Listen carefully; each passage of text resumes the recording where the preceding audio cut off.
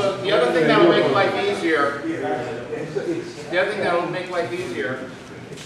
when he comes, when I penetrate, how far I penetrate his space, I need to be at least to the elbow, not up here. I mean, I can make this work because I'm stronger than him.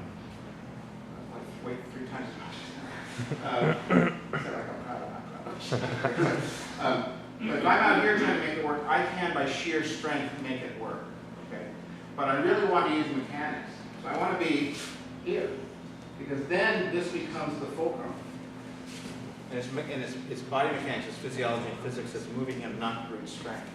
The other thing is, what if things go terribly? What if things just go terribly wrong? I mean, in my mind, I'm going to do this pretty. What if this goes badly? And I'm out here, and I screw it up. I'm here. I'm still in his line of fire. Okay, at least I want to be here. So if anything goes wrong, I still have whatever. I got something else. I'm on top of it. So if armbar is not going to happen because I missed a hand, I got something else right there. I always have to be managing my position relative to him. Okay? So just be safe, move to a place of safety, apply the technique. And then sometimes it's worth screwing the technique up so you can kind of teach yourself to flow to another thing, whatever becomes available to you.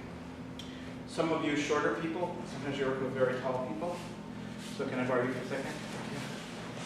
I mean, he's coming in. I mean, that's like, shoot, that may be applied. I'm not talking about the technique. We practice all the techniques because that's how we educate ourselves. But I mean, just an applied thing. He's coming in. He's bigger. I might just where's that? You know, I just like because my size gives that target. I have really great access to that target. You don't try that. You started giggling when you did it. But that's what working from position gives you, rather than trying to get your mind stuck as very stubbornly on a technique. We're trying to practice the technique, but if you're always practicing your positioning, practice all your movement, all that stuff, something else is always will present itself if things go bad. Okay? Yes, sir.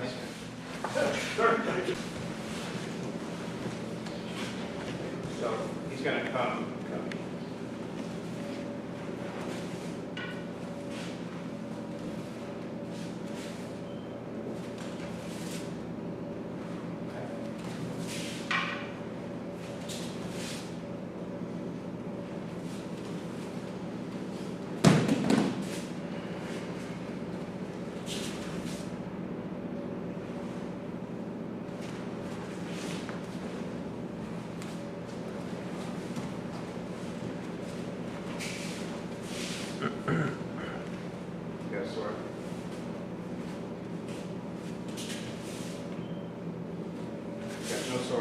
Fist.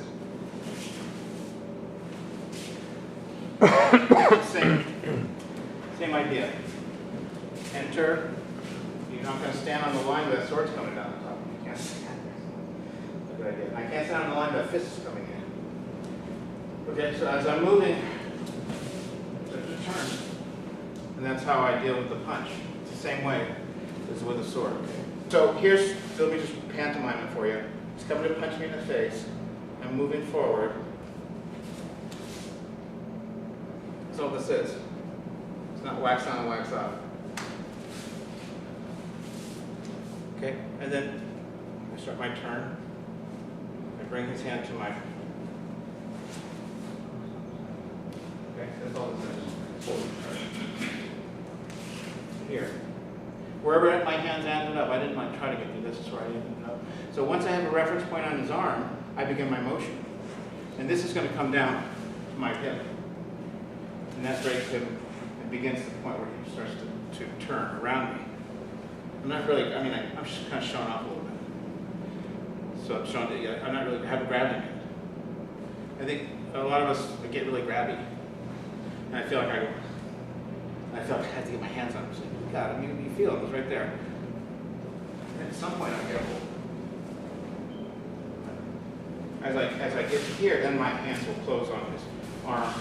And start the technique, the end part of the technique. But there's no need for me to grab a hold of him. Because I have him. Unlike the gravity, the star. He's the little space junk orbiting me. Okay, I'll decide where he goes. That's the Hapkido. I've joined his dungeon to mine. And then I move it. He has no say in it. Okay? All right, just a few more minutes and we'll look at the inside line.